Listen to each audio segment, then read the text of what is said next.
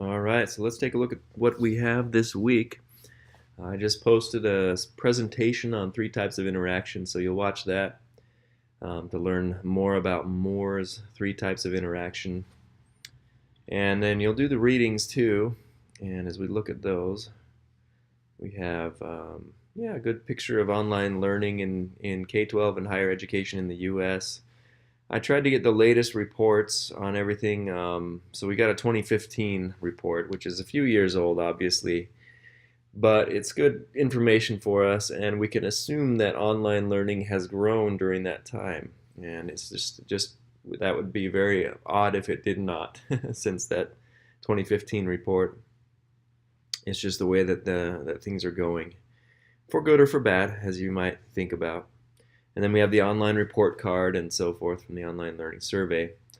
But then for graduate students, you have the online report card tracking online education in the United States. And then that one's a later topic as well. And then also read this important foundational article about three types of interaction. So really this is a week where it's your boot camp, so to speak, for learning about online learning.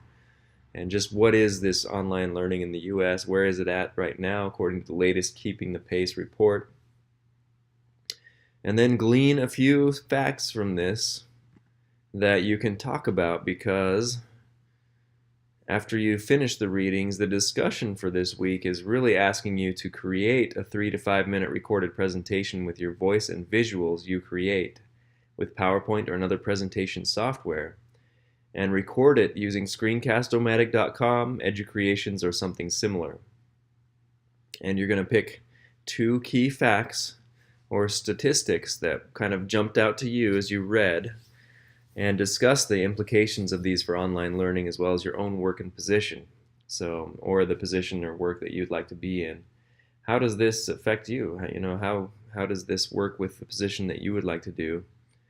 In other words, how will or should things change in online education and in your own work and position based on the statistics you posted? Do you see any trends? What are some implications of some of the facts that you see or thoughts that you had about those? So it's just a short presentation. I mean, it's only about 2 facts and, just 3 to 5 minutes. And you're going to record this and then post it to the discussion board. And so you should be able to attach things onto this discussion board. I'll check it afterward, but to make sure you can. Or provide a link to that recording. Screencast-O-Matic, for instance, allows you to, when you're done with a recording, upload it to screencast-o-matic.com, and you can just give a link to that in the discussion. Try to make it a link, not just a text that's for a link but not quite linked yet, so that somebody can watch your report pretty easily and then respond to at least 2 other students' presentations. Now, a reminder that discussions should happen by Thursday of the week. So make sure you do this by Thursday. You post your initial item by Thursday. That way there can be some discussion from Thursday to Saturday about this topic as well. So take some time to do that. That's kind of a bigger discussion, and I wanted to make sure you know about that. Don't forget too that tomorrow night at 7 p.m. is our happy hour. And if you have any topics or questions that you'd like me to discuss tomorrow night or Tuesday at 7 p.m., please send me a message in Remind or an email, and I'll take a look and make sure to discuss those items. I also have a little bit that I can present about that adds to Moore's 3 types of interaction that I think is important, because obviously the theory has grown since the 1980s, and so there's more to it than that in this community of inquiry framework that I've been studying about. So that's something to know about. Happy hour if you'd like to come. Now remember, we'll record that though if you are not able to come, and I'll post it right here where it was, right in the same spot. But in order to attend, you just click on the happy hour link.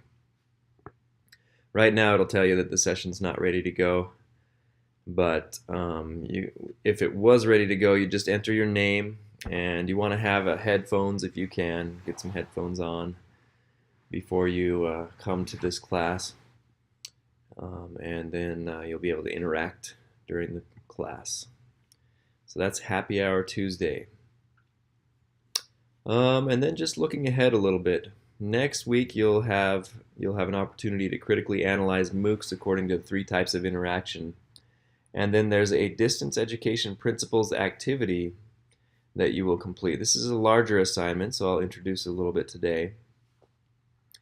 For this assignment, you will choose an online learning or online distance education experience that you have had in the past, and you'll talk about it a little bit.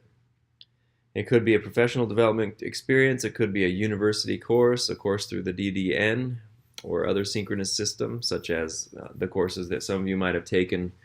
For an example would be Spanish from the Statewide Center for E-Learning, and or asynchronous online experience, and your job is to analyze it by addressing the following items. Again, we're learning how to talk about online learning a little bit differently than face-to-face learning.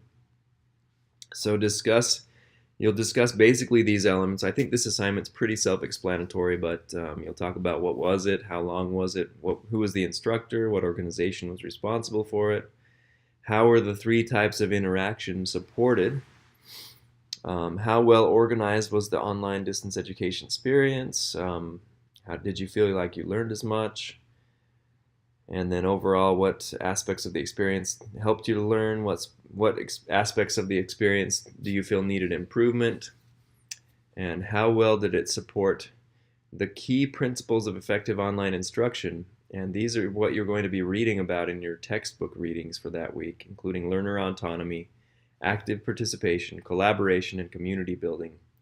So you'll want to talk about each one of those. Yeah, write at least a paragraph about each of the 5 principles. And overall, how would you propose that the online distance experience be improved?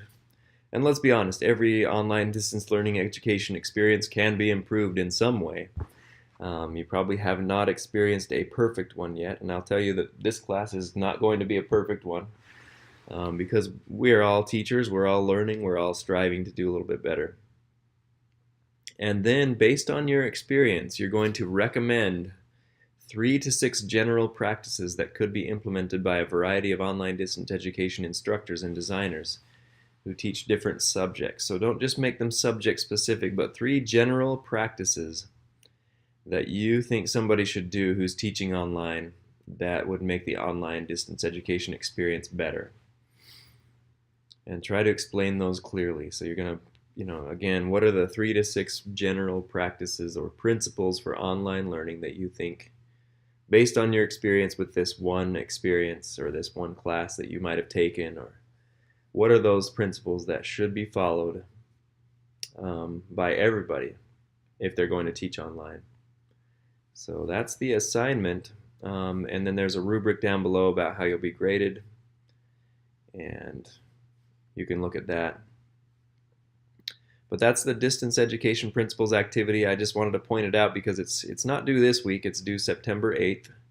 But there's a lot going on until then. You have, the discussion for this week, you have the discussion for next week, which will be on a different subject, and then you'll have that assignment due. So you can start working on that, maybe start thinking or reflecting upon an experience that you had as you go forth in that activity. So I think that's about it for this week. And so I'll wish you good luck in getting the assignments done by September 1st.